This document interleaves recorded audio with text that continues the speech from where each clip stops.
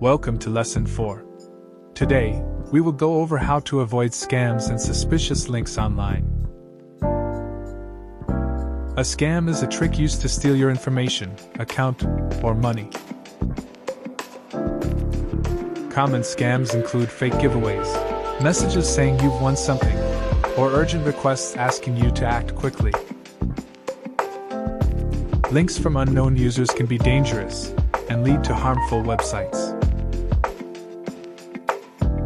Clicking unsafe links can lead to account theft, viruses, or your personal information being exposed.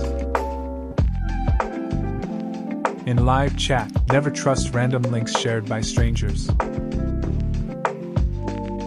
Avoid clicking unknown links, check reliable sources, and disregard suspicious messages to stay safe. If you see a scam, report or block a user immediately. Staying alert helps protect you from scams and other threats. Thanks for watching.